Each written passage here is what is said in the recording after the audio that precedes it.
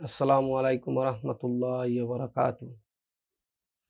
আমরা আজকে রাসূল সাল্লাল্লাহু আলাইহি ওয়াসাল্লামের একজন উঁচু মাপের সাহাবী সাদ ইবনে মুআজ রাদিয়াল্লাহু তাআলা আনহুর জীবনী নিয়ে আলোচনা করব। সকলকে আন্তরিক শুভেচ্ছা ও ভালোবাসা নিয়ে শুরু করতেছি। সাদ ইবনে মুআজ রাদিয়াল্লাহু তাআলা আনহু আনুমানিক 590 খ্রিস্টাব্দে মদিনায় তৎকালীন ইয়াসরিব অর্থাৎ মদিনার নাম সেখানে জন্মগ্রহণ করেন। তার পিতার নাম মুআজ ইবনে নোমান এবং মাতার নাম হচ্ছে কাবসা বিনতে রাফি। তিনি মদিনার প্রধান আরব গোত্রের আওসের একটি শাখা বনু আব্দুল আশহারের নেতা ছিলেন এবং সাইয়দুল আওস অর্থাৎ আওস গোত্রের নেতা উপাধিতে ভূষিত হন। তার বংশীয় পরিচয় ও নেতৃত্বের গুণ তাকে মদিনার রাজনীতিতে একটি গুরুত্বপূর্ণ অবস্থানে অধিষ্ঠিত করেছিলেন। তার স্ত্রীর নাম ছিল হিন্দ বিনতে শিমাক এবং ওই দম্পতির দুই পুত্র সন্তান ছিল অমর ও আবদুল্লাহ। 620 খ্রিস্টাব্দে আকাবায় প্রথম শপথ সম্পূর্ণ হওয়ার পর নবী করিম সাল্লাল্লাহু আলাইহি সাল্লাম তার প্রতিনিধি মুআজ ইবনে উমাইর রাদিয়াল্লাহুকে মদিনায় প্রেরণ করেন ইসলামের দাওয়াত পৌঁছে দেওয়ার জন্য। মুসআব এর দাওয়াত ও কোরআন তেলাওয়াত দ্বারা গভীরভাবে প্রভাবিত হন সাদ ইবনে মুআজ রাদিয়াল্লাহু তাআলা আনহু। তার ইসলাম গ্রহণের ঘটনাটি অত্যন্ত তাৎপর্যপূর্ণ। তিনি যখন তার গোত্রের সভাস্থলে ফিরে যান এবং গোত্রবাসী তাকে বলেন, আমরা আল্লাহর কসম করে বলছি সাদ নতুন কিছু নিয়ে ফিরেছেন। তখন তিনি তাদের উদ্দেশ্যে ঘোষণা দেন, তোমরা আল্লাহ তার রাসূলের উপর ঈমান না আনা পর্যন্ত আমি তোমাদের কোনো পুরুষ বা নারীর সঙ্গে কথা বলবো না। এই অকপট ঘোষণার ফলে বনু আব্দুল আশহাল গোত্রের প্রতিটি পুরুষ ও নারী মুসলিম হয়ে যান এবং এটি ছিল তার নেতৃত্বের প্রতিফলন যে একজন ব্যক্তির ইসলাম গ্রহণ একটি গুরুত্বপূর্ণ গোত্রের জীবনযাত্রা জীবন একবারে বদলে দেয়। দ্বিতীয় হিজরি মাহে রমজান সংগঠিত হয় বদর যুদ্ধ। ছিল মুসলিম ও কুরাইশদের মধ্যে প্রথম ও সবচেয়ে গুরুত্বপূর্ণ যুদ্ধ। এই যুদ্ধে অংশগ্রহণের পূর্বে নবী করিম সাল্লাল্লাহু আলাইহি সাল্লাম সাহাবীদের সঙ্গে পরামর্শ করেন। তখন মুহাজিরগণ কথা বলেন, কিন্তু রাসূল সাল্লাল্লাহু আলাইহি সাল্লাম বারবার বলেন, হে মুসলিমগণ, আমাকে পরামর্শ দাও। তিনি মূলত আনসারদের মত জানতে চাচ্ছিলেন। তখন সাদ ইবনে মুআজ রাদিয়াল্লাহু দাঁড়িয়ে যান এবং বলেন, ইয়া রাসূলুল্লাহ, মনে হচ্ছে আপনি আমাদের অর্থাৎ আনসারদের মত জানতে চাচ্ছেন। আল্লাহর কসম, যদি আপনি এই সমুদ্রে ঝাঁপ দিতে বলেন, আমরাও আপনার সঙ্গে ঝাঁপ দেব এবং আমাদের কেউ পিছনে থাকবে না। আমরা যুদ্ধে ধৈর্যশীল ও শত্রুর মোকাবেলায় অত্যন্ত কঠোর। আশা করি আল্লাহ আমাদের এমন কিছু দেখাবেন যা আপনার চোখ জুড়িয়ে দেবে। অতএব আল্লাহর নামে বারাকাত নিয়ে আমাদের নেতৃত্ব দিন।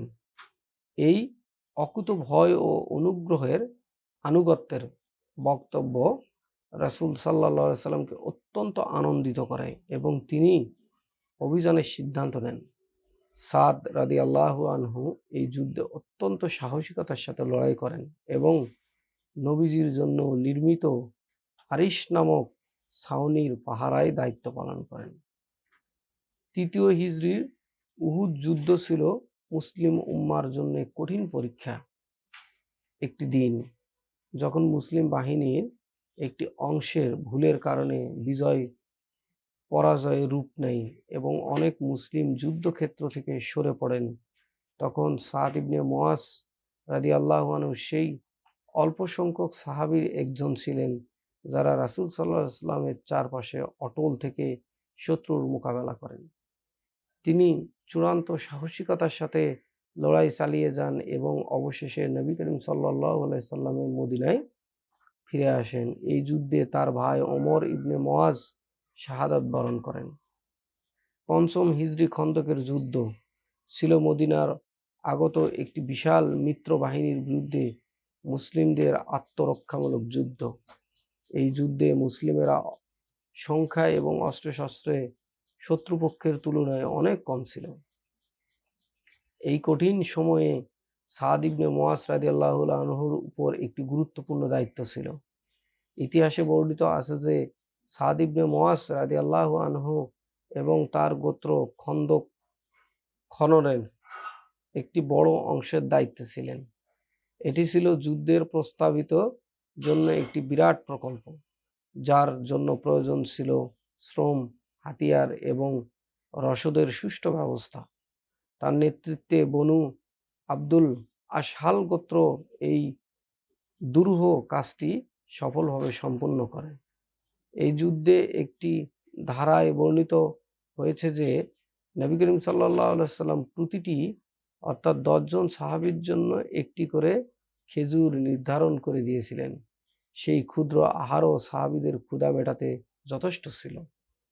এই আয়োজন ও ব্যবস্থাপনায় সাদ ইবনে মুআজ রাদিয়াল্লাহু তাআলা আনহুর গোত্র ও তার নেতৃত্বের ভূমিকা ছিল অগ্রগণ্য। যুদ্ধ চলাকালে কুরাইশ বীর হিব্বান ইবনে আরাকা সাদ ইবনে মুআজ রাদিয়াল্লাহু হাতে একটি তীর নিক্ষেপ করে, যা তার হাতের প্রধান ধমনী অর্থাৎ অকাল বা এক হাল ছিন্ন হয়ে যায়। এই আঘাত ছিল মারাত্মক। রাসূল সাল্লাল্লাহু আলাইহি সাল্লাম তার সেবার জন্য মসজিদে একটি তাঁবু স্থাপন করে দেন, যাতে তিনি সহজেই তার খোঁজখবর নিতে পারেন। খন্দকের যুদ্ধ শেষে যখন মুসলিমেরা ঘরে ফিরে বিশ্রাম নিচ্ছিলেন, তখন ফেরেশতা জিবরাইল আলাইহিস সালাম রাসূল সাল্লাল্লাহু আলাইহি সাল্লামের কাছে এসে নির্দেশ দেন বনু কুরাইজার ইহুদি গোত্রের বিরুদ্ধে অভিযান পরিচালনা করতে, কারণ তারা যুদ্ধের সময় শত্রুপক্ষের সাথে বিশ্বাসঘাতকতা করেছিল। রাসূল সাল্লাল্লাহু আলাইহি সাল্লাম অবিলম্বে তাদের দুর্গ অবরোধ করেন। প্রায় 25 দিন অবরোধের পর আত্মসমর্পণ করতে বাধ্য হন বনু কুরাইজা। তারা প্রস্তাব দেন যে তাদের পুরনো মিত্র আওস গোত্রের প্রধান সাদ ইবনে মুআজ রাদিয়াল্লাহু তাআলা আনহু তাদের সম্পর্কে চূড়ান্ত রায় দেবেন এবং তারা তা মেনে নিতে রাজি হয়। মারাত্মকভাবে আহত সাদ ইবনে মুআজ রাদিয়াল্লাহু তাআলা আনহুকে একটি গাধায় চড়িয়ে আনা হয়। রাসূল সাল্লাল্লাহু আলাইহি সাল্লাম উপস্থিত সাহাবীদের উদ্দেশ্যে বলেন, তোমাদের নেতার জন্য দাঁড়াও, অথবা তোমাদের মধ্যে সর্বোত্তম ব্যক্তির জন্য দাঁড়াও। তার রায় ছিল সুস্পষ্ট এবং দ্বন্দ্বহীন। তাদের যোদ্ধাদের হত্যা করা হবে, তাদের সন্তান ও নারীদের বন্দী করা হবে এবং তাদের সম্পদ মুহাজিরদের মধ্যে বন্টন করা হবে। রাসূল সাল্লাল্লাহু আলাইহি ওয়াসাল্লাম এই রায় শুনে বললেন, তুমি আল্লাহর রায় অনুযায়ী ফয়সালা করেছো। বনু কুরাইজার বিচার শেষ করার পরপরই সাদ ইবনে মুআজ রাদিয়াল্লাহু তাআলা আনহু পুরনো ক্ষত আবার ফেটে রক্তক্ষরণ শুরু হয় এবং অল্প কিছু দিনের মধ্যেই তিনি শাহাদাত বরণ করেন।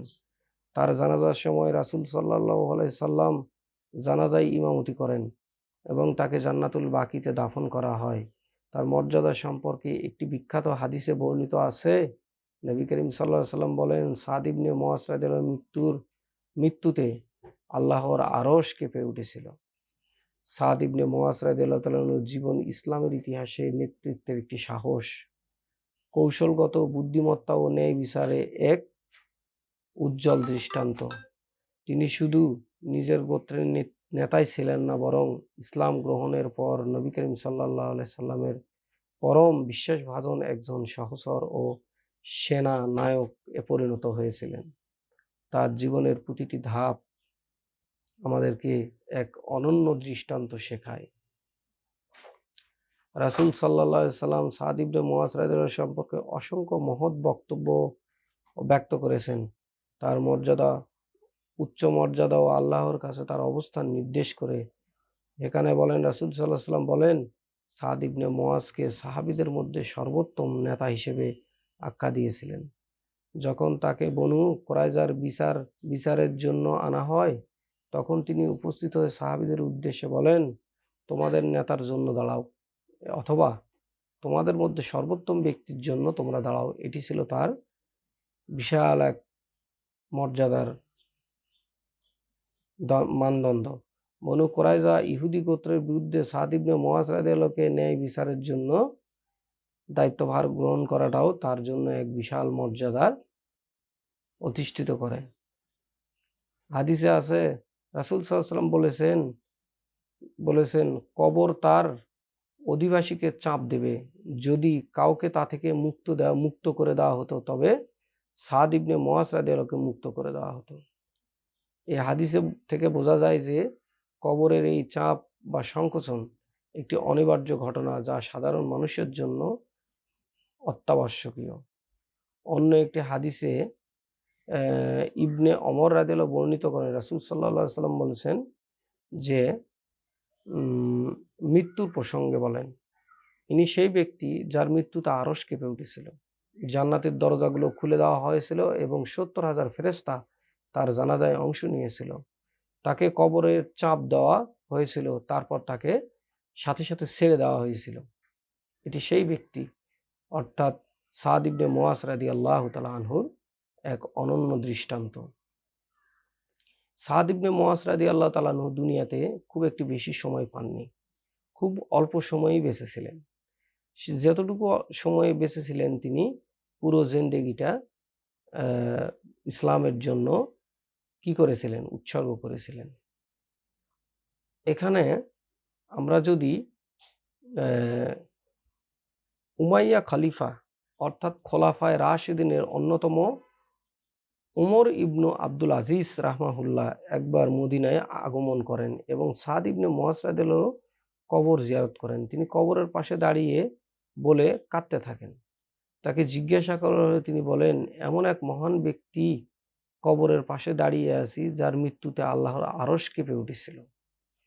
ইমাম জাহাবি রাহমাহুল্লাহ বলেন, তার বিখ্যাত ইতিহাসবিদ ও হাদিস বিশারদ ইমাম জাহাবি রাহমাহুল্লাহ তার গ্রন্থে অর্থাৎ সিয়ারু আলামিন নুবালা সাদ ইবনে মুআজ রাদিয়াল্লাহুকে উল্লেখ করে বলেন, তিনি আনসারদের নেতা, বীর যোদ্ধা, জ্ঞানী ও ন্যায় বিচারক। তার মৃত্যুতে আনসার আসমান ও জমিনে শোকের ছায়া নেমে এসেছিল। তিনি আরও লিখেছেন, যার জানাজায় ৭০,০০০ ফেরেশতা অংশ নিয়েছিল। এই ঘটনাগুলো এত উঁচু সম্মান নির্ধারণ করে যে, যা সাধারণ মানুষের এটা কল্পনার বাইরে। সাদ ইবনে মুআজ রাদিয়াল্লাহু তাআলার মর্যাদা এতটাই উঁচু ছিল যে তার মৃত্যুতে ফেরেশতারা শোক প্রকাশ করেছে এবং আরশ কেঁপে উঠেছিল। এটি তার আল্লাহর কাছে অবস্থানের প্রমাণ। আর আমরা সবাই এই দোয়াই করব যেন সাদ ইবনে মুআজ রাদিয়াল্লাহু তাআলা আনহুর যেন কাছাকাছি আল্লাহ পাক যেন আমাদেরকে একটু সম্মানিত করে। আশারায়ে মুবাশশিরা সেই ১০ জন মহান সাহাবী যাদেরকে দুনিয়াতেই জান্নাতের সুসংবাদ দেওয়া হয়েছিল, তারা এই সাদ ইবনে মুআজ রাদিয়াল্লাহু তাআলা আনহু সম্পর্কে অনেক উঁচু মানের বক্তব্য পেশ করেছিল, মন্তব্য করেছিল যে সাদ ইবনে মুআজ রাদিয়াল্লাহু তাআলা আনহু কতটা গুরুত্বপূর্ণ এবং কত উঁচু মাপের একজন সাহাবী ছিলেন। তাদের এই কথা থেকেই সাদ ইবনে মুআজ রাদিয়াল্লাহু সম্পর্কে বোঝা যায় যে আল্লাহর রাসূল সাল্লাল্লাহু আলাইহি ওয়াসাল্লামের হাদিস, আল্লাহর রাসূল সাল্লাল্লাহু আলাইহি ওয়াসাল্লামের বক্তব্য, আশারায়ে মুবাশশিরদের বক্তব্য এবং উম্মাহাতুল মুমিনিনদের বক্তব্য অনুযায়ী সাদ ইবনে মুআজ রাদিয়াল্লাহু তাআলা আনহু এত উঁচু মাপের মানুষ সাহাবী ছিলেন যে দুনিয়াতে থাকা অবস্থায় জান্নাত কনফার্ম। অথচ জান্নাতি সুসংবাদ হওয়া ব্যক্তিটাও কবরের এই কঠিন চাপ থেকে রেহাই পান নাই। অর্থাৎ এখানে বলা হয়েছে যে সামান্য একটু চাপ দিয়ে সাথেই ছেড়ে দেওয়া হয়, তার মানে এটা অনুভব করানো হয়। আর এই সম্পর্কে বলানো হয়েছিল যে এই চাপটা কেন দেওয়া হয়েছিল। যেমন সুনানে তিরমিজি একটি হাদিসে উল্লেখ আছে, রাসূল সাল্লাল্লাহু আলাইহি ওয়াসাল্লাম বলেছেন, এই ব্যক্তি এমন যার মৃত্যুতে আরশ কেঁপে উঠেছিল, আসমানের দরজাগুলো খুলে দেওয়া হয়েছিল এবং ৭০,০০০ ফেরেশতা তার জানাজায় অংশ নিয়েছিল। ইবনে ওমর রাদিয়াল্লাহু বর্ণনা করেন, সাদ ইবনে মুআজকে যখন দাফন করা হয় তখন আমরা তার জানাজার স্থানে উপস্থিত ছিলাম। রাসূল সাল্লাল্লাহু আলাইহি ওয়াসাল্লাম আমাদের জানালেন যে এত বিপুল সংখ্যক ফেরেশতা তার জানাজায় শরীক হয়েছে যে অন্য কোনো সাহাবীর জানাজায় এত ফেরেশতা শরীক হননি। আরেকটি হাদিসে আছে যে বনু কুরাইজা গোত্র রাসূল সাল্লাল্লাহু আলাইহি ওয়াসাল্লামের কাছে আত্মসমর্পণ করলে তারা তাদের পুরনো মিত্র সাদ ইবনে মুআযাদেরকে বিচারের দায়ভার দিয়ে দেন। জানা যায় সাদ ইবনে মুআযাদও তার রায় দিয়েছিলেন, যোদ্ধাদেরকে হত্যা করো, নারী শিশুদেরকে বন্দী করো এবং তাদের সম্পদ মুহাজিরদের মধ্যে বন্টন করে দাও। এই রায়টা এমনভাবে রাসূল সাল্লাল্লাহু আলাইহি ওয়াসাল্লামের কাছে পছন্দ হয়েছিল যে রাসূল সাল্লাল্লাহু আলাইহি ওয়াসাল্লাম বলেছিল যে, হে মুআজ, তুমি তোমার মুখ দিয়ে আল্লাহ পাক তার ফয়সালা জানিয়ে দিয়েছেন। অর্থাৎ এত বড় উঁচু মাপের একজন সাহাবী। আসসালামু আলাইকুম ওয়া রাহমাতুল্লাহি ওয়া বারাকাতুহু।